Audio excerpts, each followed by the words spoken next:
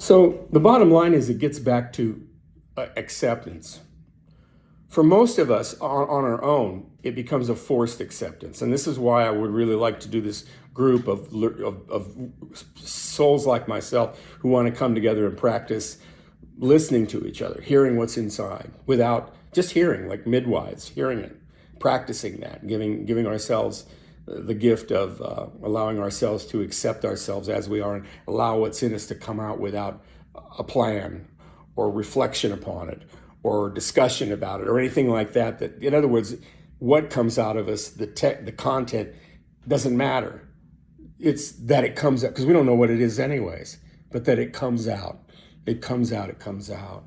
And that's the road, and that is a path of bliss, because I have been in groups that have done parts of that. Like I have actually done it fully, but done it in ways that had limitations that, it lasted, it happened, and then it kind of went away. Because we had, each of us in the group, no matter what it was, we had conditions on the commitment of our participation. We had conditions on that, of course. So we get to see it. It's like, in that case, it's like Spirit saying, "Yeah, what would it be like if you let go of your conditions?" This thing about acceptance is really, really powerful. That's Krishnamurti, and he was living it. He died in, I think, 83, but he was living that. That's why when people would say to him, "Well, what's your secret?" He'd say, "Oh, it's easy. I don't mind what happens." He accepted whatever would happen because he could. He was living in that realm. The one that Einstein talked about, the one that mystics talk about, real true mystics that have been in that, have touched that. I lived in that place. Even when I'm feeling squirrely, I'm in it. I'm just still wrestling with the stuff inside me. It's like my whatever, those parts of myself and the stuff that's still inside my ego or whatever is still bringing up, saying, "Ooh, you still got some of this stuff hidden, don't you, Dale?" I'm going, "Yeah, I know I do, don't I?" It's like, "Yeah, but I'm here to help. I'm a good ego now. I mean, I was a good ego before, but I'm so glad that I can work with you now because I can bring it up and you pay attention to me. You look at what I'm bringing up, and I know you know how to deal with it. You're not going to be crazy like we're not going to join in together with the instructions that you gave me on how we would deal with it, and because I watch and it just keeps getting buried over, reburied out. We think we fixed the problem and then it gets reburied and then it's back again.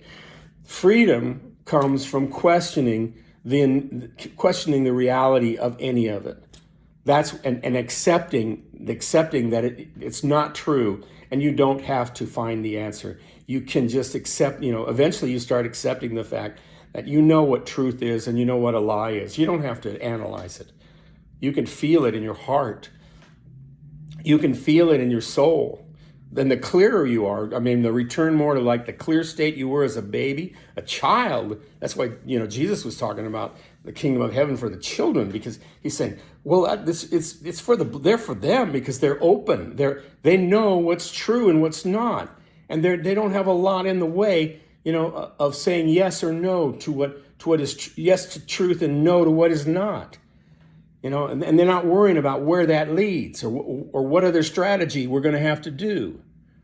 And that's who we're designed to be, friend, brother, sister. That's who we are, and that's who we are inside. None of us are designed to be other than loving. You realize how many people, how many people on this world are in pain, suffering, angry, defensive?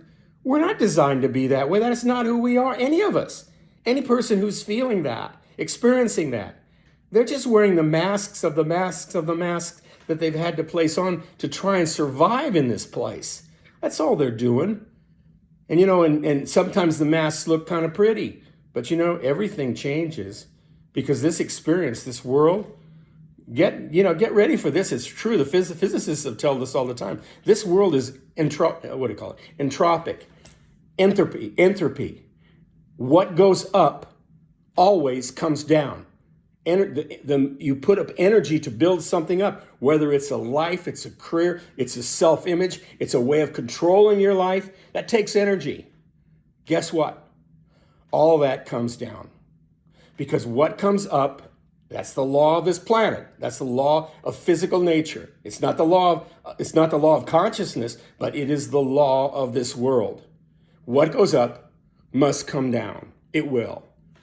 Every person who's been on top of the world dies, lets go of everything, and then they're free again.